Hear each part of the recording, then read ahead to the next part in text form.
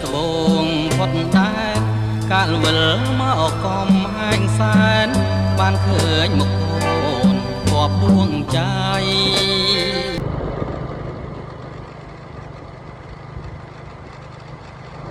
សួស្តីអ្នកនរគ្នាស្វាគមន៍អ្នកនរគ្នាមកកាន់វីដេអូថ្មីរបស់ខ្ញុំរស្មី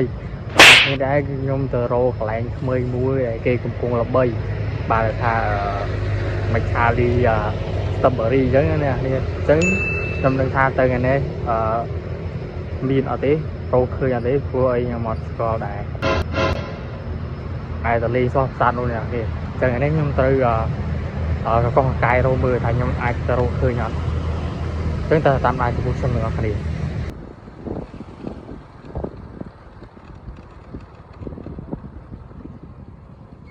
បាទអ្នកគ្នាឥឡូវនេះខ្ញុំបានរកឃើញកន្លែងស្ទឹមបារីហើយចឹងខ្ញុំកំពុងតែរកកន្លែងទុកម៉ូតូសិនអ្នកគ្នាកន្លែងទុកម៉ូតូវិញខ្ញុំទៅថតទៅជានៅទីយើងអត់ទេបានលេខជាគេខំមករៀងស្អាតដែរចឹងតើតាមដានជាមួយខ្ញុំទាំងអស់គ្នា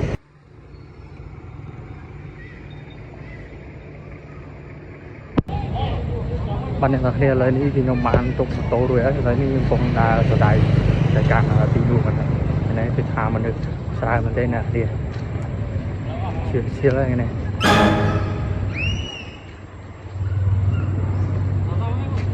ឡូវនេះគឺខ្ញុំបានមកដល់កន្លែងទីតាំងឆាលីជាមួយស្ទឹមបារីនេះគឺខ្ញុំនឹងទៅថតនៅកន្លែងនេះអត់ពីមើលកាត់បាទព្រោះថាថ្ងៃនេះគឺឈៀងមានអ្នកគ្នាស្រស់ស្រាយព្រោះជាថ្ងៃឈប់សម្រាករបស់ខ្ញុំអ្នកគ្នាគឺបានមកដើរលេងនៅនេះម្ដងគឺស្បាយចិត្តហើយមកវិញតោះអញ្ចឹង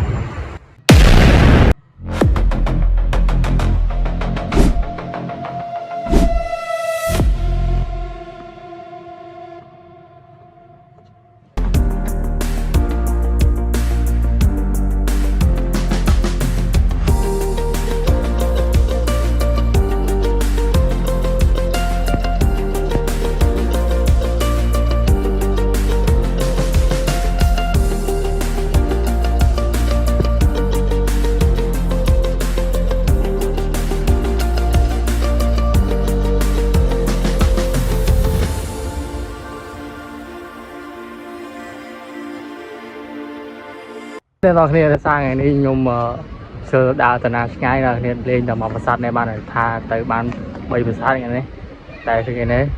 រឿងស្អាតចឹងលេងនៅនេះបានអ្នកទីលេងរហូតដល់ម៉ោងទៅផ្ទះវិញ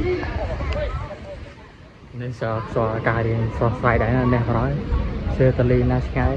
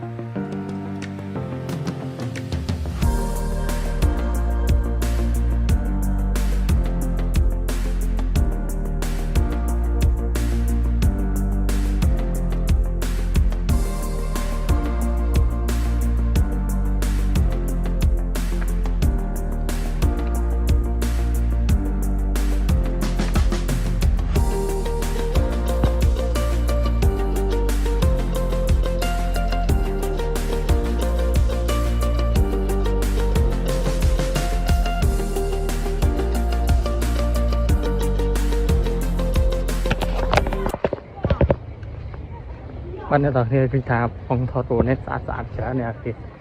ដែរមកសោះអ្នកគ្នាបាទអ្នកនរគ្នាឥឡូវនេះគឺខ្ញុំឡើងទៅថតទេសភាពនៅខាងលើយកចូលមកក្រោមវិញតែនៅថាបញ្ចេញនៅទេសភាពស្រស់ស្រាយប៉ុណ្ណាអ្នកគេ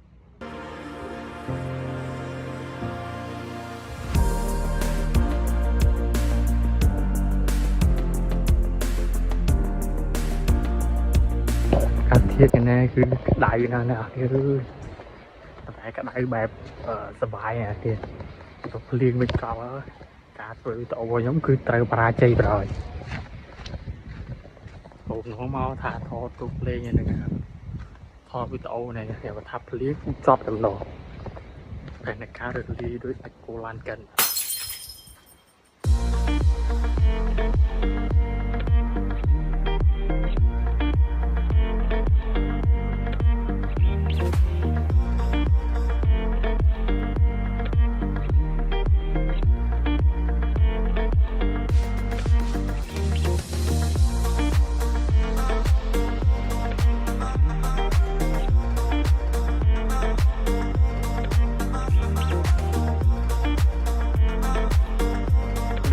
នេះយើងទៅថតវីដេអូនៅលើប្រាសាទបន្តទៀតណាគ្នាបានទៅលើកំពូលប្រាសាទដើម្បីទៅថតទេសភាពនៅទីនោះបន្តទៀត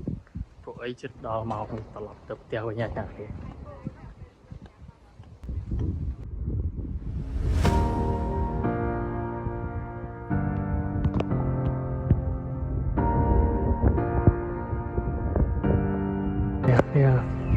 ធម្មជាតិមែនតើណាគ្នាស្រស់ស្រាយមែនតើមកដល់លើខ្យល់កាសនៅខ្លាំងទៀតអូយស្រស់ស្រាយមែនតើហើយមានអារម្មណ៍ថានេះគឺស្បែកខុសពីធម្មតានេះណាគ្នា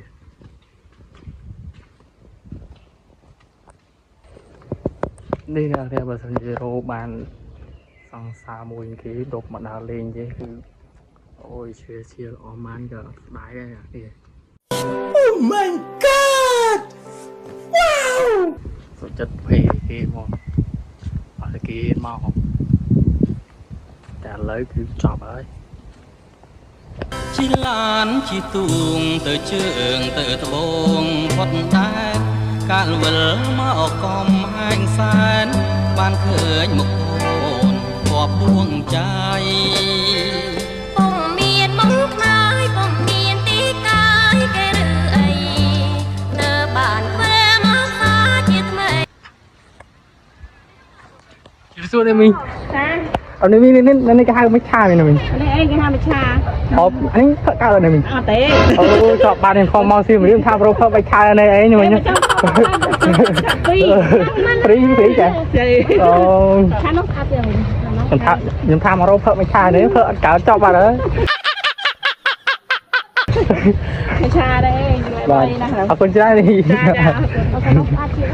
ឆានោះតាម បាទអ្នកនរគ្នាឥឡូវនេះខ្ញុំដូចជាអស់កន្លែងដែលត្រូវទៅហើយផលវេលាខ្ញុំត្រឡប់ទៅផ្ទះវិញហើយនេះគឺការស្រស់ស្រាយមែនទេណានេះ លើបតរោម៉ូតូវិញដើម្បីជិះឆ្លប់ទៅផ្ទះមកនេះអត់តែបានបាយសំបីតែមកបើជិះទៅរោតាមផ្លូវទៅរោបាយទឹកទីនេះអត់កើតទេអស់ខ្យល់ហើយ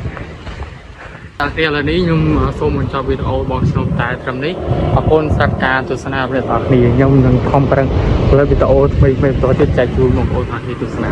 បាយបាយ